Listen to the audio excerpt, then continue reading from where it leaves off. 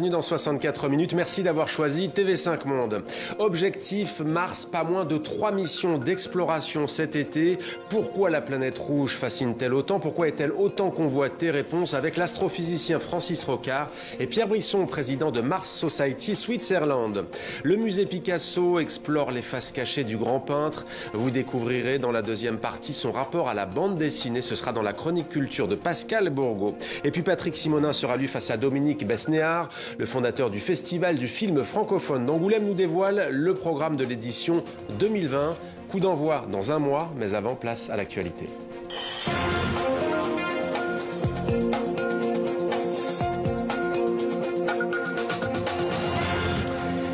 5 chefs d'État ouest-africains en mission à Bamako pour tenter de résoudre la crise politique malienne. Une mission dirigée par le président en exercice de la CEDEAO, Mahamadou Issoufou. Décryptage avec la politologue Niagalé Bagayoko dans un instant. En Belgique, le port du masque devient obligatoire dans tout endroit. Forte fréquentation, c'est l'une des mesures adoptées ce matin lors du nouveau Conseil national de sécurité sur l'épidémie de coronavirus. Nous serons en direct de Bruxelles avec Paul Germain. Et puis cap sur la planète Mars, donc, la Chine a lancé ces dernières heures avec succès une sonde qui va parcourir un long, très long voyage jusqu'à la planète rouge. Les scientifiques chinois espèrent faire rouler un petit robot téléguidé sur Mars pour effectuer des analyses à la surface. Arracher un compromis entre le pouvoir malien et les contestataires, c'est l'objectif de la médiation des pays d'Afrique de l'Ouest. Une mission délicate et sous tension, comme le montre cette image des partisans de l'opposition et des militants pro-gouvernement qui manifestent près de l'hôtel même où sont réunis les présidents du Nigeria, du Niger, du Sénégal, de la Côte d'Ivoire et du Ghana. On écoute l'une de ces manifestantes. Nous voulons que nos frères s'entendent. Nous voulons vraiment travailler pour le développement de notre pays. Et parmi nous, il y a des femmes victimes, il y a des femmes déplacées qui se trouvent traumatisées. Chaque fois qu'il y a un mouvement dans la vie, elles se sentent vraiment, elles pensent que ça reprend. On veut que ça se taise, que les âmes se taisent, que les bruits se taisent. On veut vraiment sauvegarder notre pays. Et depuis son accession à la tête du Mali en 2013, puis sa réélection en 2018, Ibrahim Boubacar Keïta a déjà subi des épisodes de contestation, mais jamais, cependant, son pouvoir n'avait semblé aussi fragilisé. Le récit de Sébastien Duhamel. Les images sont toujours impressionnantes. À 2 reprises au mois de juin, des milliers de manifestants dans les rues de Bamako. L'Assemblée nationale, attaquée le 10 juillet. Les signes d'une colère profonde au sein de la société. Mais comment le Mali en est-il arrivé là ? Le terreau de cette colère, c'est avant tout la crise sécuritaire qui dure depuis des années. Dans le nord et le centre, l'ombre des groupes djihadistes plane toujours. À cela se mêle une crise économique qui met la population à rude épreuve, avec, en toile de fond, le manque de solutions proposées par le président Ibrahim Boubacar Keïta, pourtant au pouvoir depuis 2013. Alors, pourquoi cette colère s'est-elle manifestée le mois dernier ? Le catalyseur fut les élections législatives de mars et avril. Pendant la campagne, le chef du principal parti d'opposition, Soumaïla Cissé, est enlevé dans la région de Tombouctou. Il est toujours captif à ce jour. Après le vote, une fois les résultats proclamés, la Cour constitutionnelle décide d'annuler l'élection de 31 députés et attribue certains de leurs sièges au parti du chef de l'État. Il n'en fallait pas plus pour mobiliser les Maliens. Mais qui a organisé cette contestation ? Les manifestants répondent à l'appel du M5, le mouvement du 5 juin, date du premier rassemblement. Un mouvement emmené notamment par l'influente imam Mahmoud Dicko et qui regroupe des partis d'opposition comme des personnalités de la société civile. Il réclame entre autres la démission d'Ibrahim Boubacar Keïta et la dissolution de l'Assemblée nationale. Malgré certains gages donnés par le pouvoir et une médiation de la communauté économique des États d'Afrique de l'Ouest, la situation semble dans l'impasse. C'est donc dans ce contexte que 5 chefs d'État ouest-africains ont atterri à Bamako ce jeudi pour tenter de renouer le dialogue. Mais la question qui se pose désormais, quelle est leur marge de manœuvre ? Et avec nous pour aller plus loin, Niagalé Bagayoko. Bonsoir, merci d'être avec nous sur TV5 Monde. Vous êtes experte en sécurité pour cette région du Sahel. Alors concrètement, que peuvent proposer de plus ces 5 chefs d'État d'Afrique de l'Ouest, de plus qu'il y a une semaine ? La question qui se pose est celle de savoir si les chefs d'État vont rester, ce qui est probable, sur la ligne très légaliste qui caractérise historiquement les positions prises par la CEDEAO dans le cadre de ces médiations.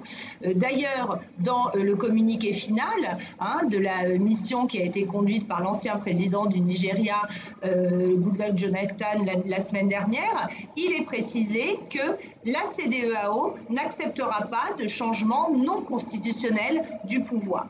Donc il semble que ce point soit non négociable. Ce qui est à craindre, c'est que les réponses qui soient faites, de nouveau par les chefs d'État, se situent sur un terrain que je qualifierais à titre personnel de ponctuel, c'est-à-dire savoir ce qui va advenir de la Cour constitutionnelle, savoir ce qui va advenir d'une nouvelle assemblée, notamment des 31 sièges qui sont en litige, savoir ce qui va advenir d'un gouvernement d'union nationale.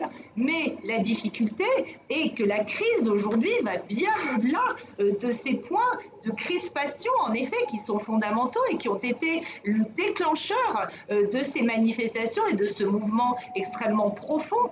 Mais les racines en sont beaucoup plus anciennes, elles en sont beaucoup plus larges, et on est vraiment face à une crise non plus uniquement sécuritaire, mais qui est aujourd'hui politique et plus encore de gouvernance. Justement, Niagale Bagayoko, puisque vous évoquez le volet sécuritaire, si cette crise politique perdure, ce que personne ne souhaite bien évidemment, est-ce qu'il y a un risque de voir les groupes djihadistes pousser encore un peu plus leur avantage au Mali ? Alors là, on constate justement que depuis le début des manifestations, les groupes djihadistes se font assez discrets. Ils attendent sans doute de voir ce qu'il va advenir en termes d'équilibre du pouvoir et de voir aussi si les négociations engagées par certains d'entre eux auront davantage de chances d'aboutir qu'elles n'en ont eu jusqu'ici. Je précise bien entendu que tous les groupes djihadistes ne sont pas sur la même ligne, que c'est avec les leaders Iyad Ghali et Amadou Koufa que des négociations avaient été engagées par le gouvernement du président Ibeka à la suite du dialogue national inclusif. Ce n'est pas le cas du groupe EIGS. Mais bien entendu, cette question du rôle des groupes djihadistes se pose, mais il y a un autre volet sécuritaire qui doit être posé et dont on parle très peu aujourd'hui, c'est celle du rôle des forces armées elles-mêmes, qui jusqu'ici ont adopté une position tout à fait légaliste et qui se rangent très manifestement derrière le président. Mais il ne faut pas oublier le coup de force qu'il y a eu en 2012. Il ne faut pas mésestimer le fait que l'armée elle-même est traversée de différents courants, que certains hommes politiques peuvent être aussi en lien avec certains secteurs de l'armée et que cela peut poser problème, notamment parce que les forces armées ont été renforcées au cours des dernières années dans le cadre des différents programmes d'équipement et d'entraînement. Merci beaucoup Niagale Bagayoko pour votre éclairage donc sur cette médiation en cours ce soir au Mali. Jean-Yves Le Drian en visite officielle à Beyrouth au Liban, un pays en pleine faillite économique et en proie à une nouvelle crise politique. Le chef de la diplomatie française a été reçu par le président du Liban Michel Aoun ainsi que par le Premier ministre libanais Hassan Diab. Jean-Yves Le Drian plutôt critique pour le ministre des Affaires étrangères. Des réformes sont attendues depuis bien trop longtemps. Il est aujourd'hui urgent et nécessaire de s'engager de manière concrète dans la voie des réformes. Et c'est le message que je suis venu transmettre à toutes les autorités libanaises. Le Liban qui vit donc une crise économique sans précédent. Les vols et les attaques se multiplient pour se procurer de la nourriture devenue bien trop chère pour de nombreuses familles. Résultat, de plus en plus de Libanais fuient Beyrouth, la capitale, pour les régions agricoles du pays, ce qui apparaît pour eux comme l'unique option. Voyez ce reportage signé Hakim Abdelkalek. À 2 heures de Beyrouth, s'étend la plaine de la Bekaa. Une région agricole devenue l'ultime planche de salut pour des milliers de familles libanaises qui ne peuvent plus se payer à manger. Il y a des tomates ici. Et là, regardez, j'ai planté des courgettes. Ali Hadjassan, ancien ouvrier, a quitté Beyrouth il y a quelques mois avec sa femme et ses enfants. Son travail désormais est cultiver ce lopin de terre pour nourrir sa famille. Car avec l'inflation galopante et l'effondrement de la devise libanaise, le prix des aliments a explosé. Avec l'agriculture, tu n'as besoin de personne. Quoi qu'il arrive, tu deviens complètement autonome. Ali et Rania ont investi leurs dernières économies dans l'achat de ces 3 chèvres. Elles produisent le lait que la famille ne peut plus s'offrir. Le prix des produits laitiers au Liban a été multiplié par 5. Je n'avais jamais fait ça de ma vie. J'ai dû apprendre ça ici. La boîte de lait en poudre coûte désormais 45 €. On ne peut plus en acheter. Alors maintenant, les enfants boivent le lait des chèvres et en plus c'est frais. Ce midi, tout vient du jardin, le fromage, les tomates ou encore le blé concassé. Au Liban, la viande est devenue un produit de luxe, 60 € le kilo. Il n'y en a plus sur la table. Terminée aussi l'école privée francophone qui était gratuite. Ce sera désormais l'école du village, malgré l'état de délabrement de l'éducation publique. J'ai peur pour l'avenir de mes enfants. Ça vous brise un homme de voir que ses enfants ne peuvent plus continuer les mêmes études. Tomber pendant une période déterminée. Comme eux, c'est toute la classe moyenne libanaise qui voit son monde s'effondrer. Chaque semaine, des milliers de familles quitteraient Beyrouth, capitale d'un pays qui connaît la pire crise économique depuis la fin de la guerre civile en 1990. Dans le nord du pays, Raymond Nora, 36 ans, a été l'un des premiers à initier ce grand mouvement du retour à la terre. Sa page Facebook qui incite les Libanais à cultiver les terres connaît un succès fulgurant. On espérait que quelques dizaines ou quelques centaines de personnes acceptent de commencer à planter déjà. Donc ça, c'était le sommet de notre ambition à l'époque. Et on a découvert que très rapidement, des dizaines de milliers de personnes ont rejoint le mouvement. Ce mouvement du retour à la terre devrait encore s'amplifier dans les mois à venir. Les Nations Unies estiment que si rien n'est fait, certains Libanais pourraient d'ici la fin de l'année mourir de faim. Bonsoir Slimane, voilà la triste réalité du Liban aujourd'hui. Que peut faire la France ? Eh bien, aide-toi, la France t'aidera. C'est par cette parodie du célèbre adage que Jean-Yves Le Drian a interpellé les Libanais. C'est-à-dire surtout la classe politique. Il l'appelle à surmonter ces archaïsmes qui sont à bout de souffle d'un système communautaire et confessionnel. Mais que peut faire la France concrètement ? La France qui, il y a 100 ans, demain, le 24 juillet, à 100 ans, a créé de toutes pièces le Grand Liban. Mais à l'époque, elle avait les coups des franches. Ouais. Aujourd'hui, beaucoup d'acteurs sont intervenus dans la scène. Ce que peut faire concrètement la France, c'est plaider la cause du Liban auprès de ses partenaires européens, auprès des États-Unis pour qu'ils allègent les sanctions bancaires et auprès du FMI en se portant comme caution politique et financière. C'est bien loin et bien en deçà de ce qu'attendent les Libanais, mais au point où ils en sont, ce n'est pas du tout négligeable. Merci beaucoup Slimane pour ce décryptage. En Belgique, le port du masque devient obligatoire dans tout endroit à forte fréquentation. C'est l'une des mesures adoptées ce matin lors du nouveau Conseil national de sécurité sur la crise du Covid-19. Paul Germain, vous êtes à Bruxelles, la Belgique qui fait donc marche arrière. Eh bien, pour les Belges, c'est un petit peu la douche froide. Ils espéraient un élargissement du déconfinement et c'est tout le contraire qui se produit. Il faut dire que les chiffres ne sont pas bons. Il y a cette semaine 90% de personnes contaminées en plus que la semaine dernière. Et cette fois, ce sont les jeunes essentiellement qui sont porteurs du virus. Alors, pas d'affolement, a déclaré Sophie Wilmès, la Première ministre, mais on le voit bien, on prend les choses au sérieux. Qu'est-ce qui a été décidé ? D'abord, de donner davantage de pouvoir, quasiment des pouvoirs spéciaux, aux bourgmestres, aux maires, parce qu'on a constaté que les foyers de contamination étaient très localisés, une région n'est pas l'autre. Le port du masque, quasiment généralisé dans les lieux publics, par exemple sur les marchés, mais aussi dans les restaurants, sauf bien sûr quand on est assis à table. Et puis les Belges ne pourront toujours pas rencontrer plus de 15 personnes au maximum par semaine. Et Sophie Wilmès a bien déclaré qu'il s'agissait d'une consigne, pas d'un conseil. Un petit rappel à l'ordre qui vise en particulier les jeunes qui ont parfois quelques difficultés avec l'arithmétique le samedi soir. La Belgique fait donc marche arrière, mais vous le savez, la Belgique est le pays d'Europe qui a connu le taux de contamination le plus élevé, même si les Belges ont été plus rigoureux que d'autres dans leurs calculs.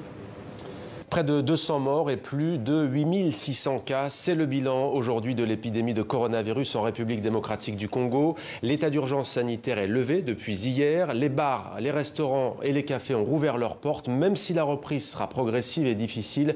Vous allez le voir, c'est le soulagement pour tous les commerçants après 4 mois d'inactivité. Reportage à Goma, dans l'est du Congo. Joanne Portal, Joseph Amani. Dans le restaurant qui porte son nom, Magali Léontine peut à nouveau concocter ses bons petits plats. Nous avons un sentiment de joie, de satisfaction par rapport à l'ouverture. Nous sommes en train de recevoir des clients qui sont déjà informés par rapport à notre déconfinement. Petit à petit, je sais qu'ils vont se retrouver et ils vont être présents dans nos restaurants respectifs. En ce jour de réouverture, le client se fait rare. Mais Magali Léontine peut compter sur quelques habitués revenus savourer leur plat préféré. C'est une bonne chose qu'on rouvre les restaurants. Ça nous permet, quand nous sommes au travail, de ne pas rentrer à la maison à midi pour manger. C'est l'habitude qu'on avait commencé à prendre au cours des 4 derniers mois. 4 mois compliqués pour Magali. Il a bien fallu continuer à payer le loyer, les factures d'eau et d'électricité. Et c'est sans compter désormais avec les prix qui flambent sur le marché à cause de l'inflation. C'est 1 kilo de viande ici, on achetait ça à 5 000 francs les kilos. Mais par rapport à l'inflation aujourd'hui, nous achetons ça à 7 000 les kilos. Comme les mamans, ils ont haussé les prix, nous aussi dans les restaurants, nous allons aussi hausser les prix par rapport aux clients. Comme Magali, ce gérant de bar est soulagé de reprendre son activité. Ces 4 derniers mois, il a dû puiser dans ses économies. Heureusement qu'on a été déconfiné. Alors nous espérons qu'avec le temps, on va regagner ça. Et on attend aussi impatiemment la réouverture des frontières pour que nous récupérions tout ce que nous avons perdu. Une réouverture des frontières qui devrait intervenir le 15 août prochain en République démocratique du Congo. Les fausses informations, nous les traquons dans, à vrai dire, tous les jeudis, dans 64 minutes sur TV5 Monde. Bonsoir Antoine. Bonsoir, Antoine Fontenot qui nous a rejoint. Alors on a tous déjà partagé des images sur les réseaux sociaux qu'on trouvait émouvantes, spectaculaires, mais là encore, attention Antoine, des infox peuvent se propager.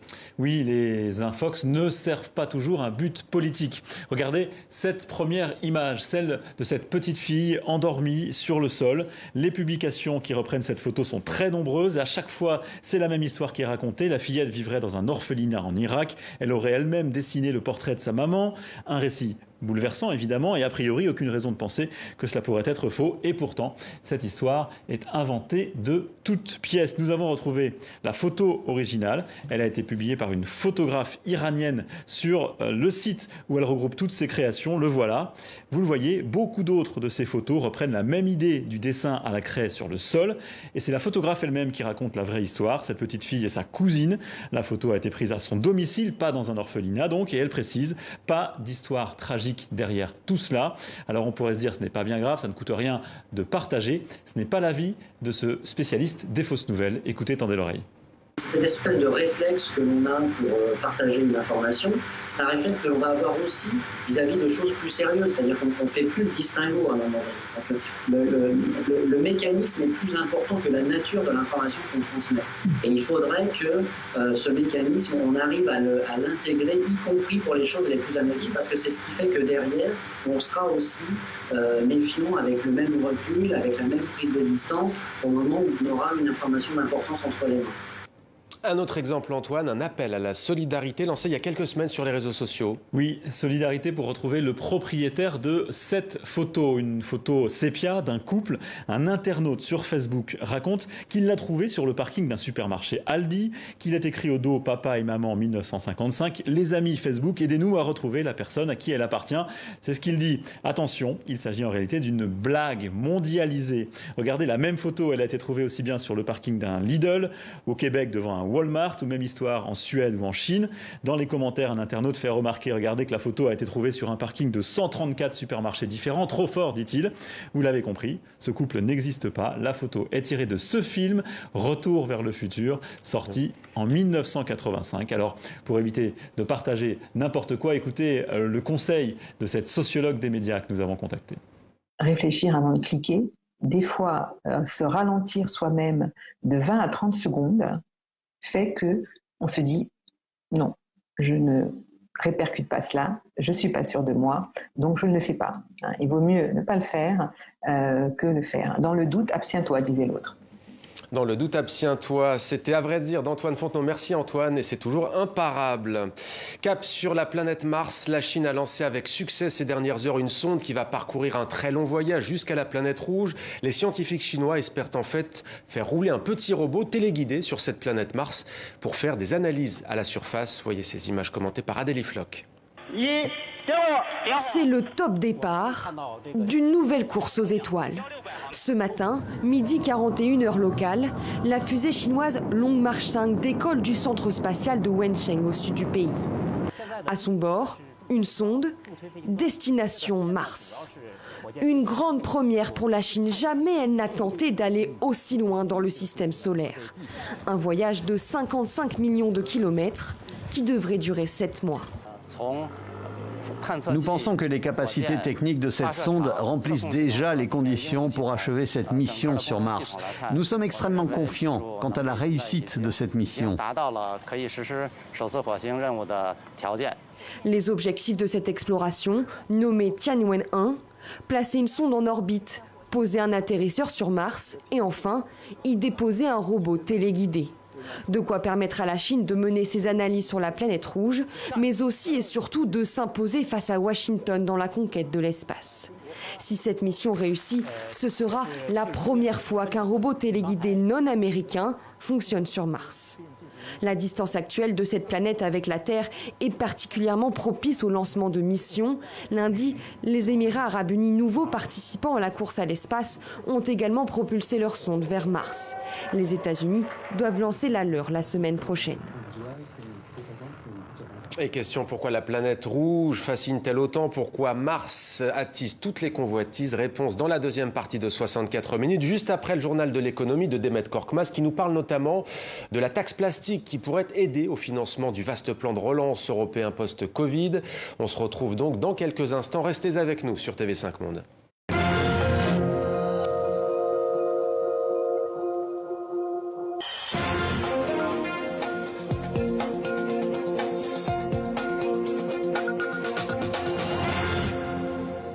Le journal de l'économie sur TV5 Monde. Bienvenue à tous.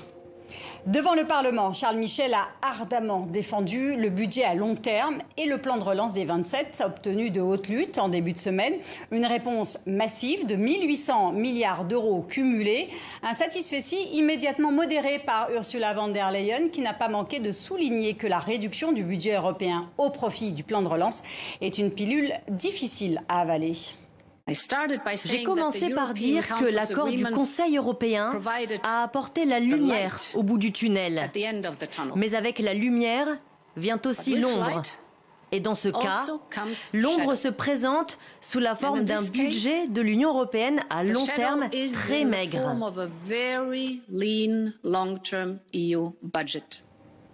Partageant cet avis, le Parlement a donc voté une résolution qui exige un budget revu à la hausse. Les eurodéputés demandent également la mise en place de mesures pour que l'Europe puisse disposer immédiatement de ressources propres via notamment la taxe plastique. Elle entrera en vigueur le 1er janvier et la France pourrait bien être le principal contributeur.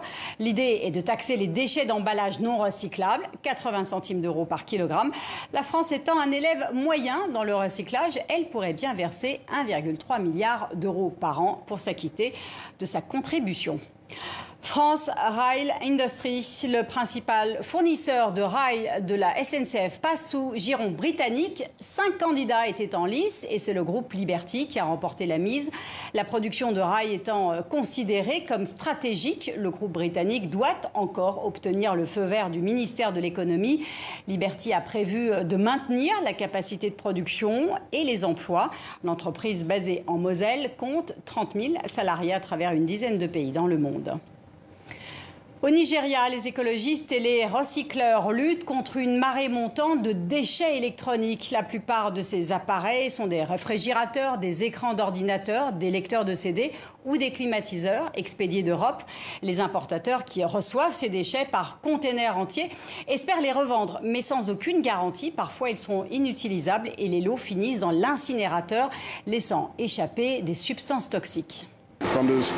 Dans ce pays, nous n'avons jamais su apporter une réponse aux déchets électroniques que nous produisons. Et je ne parle même pas des déchets qui nous sont déversés de l'étranger.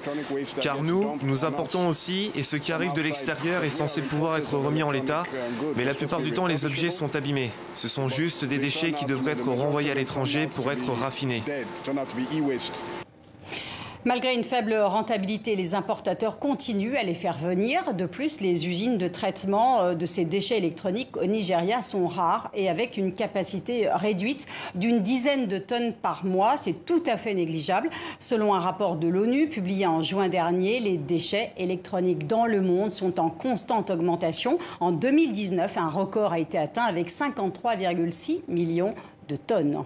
Fin de ce journal de l'économie. Excellente suite de programme à vous tous.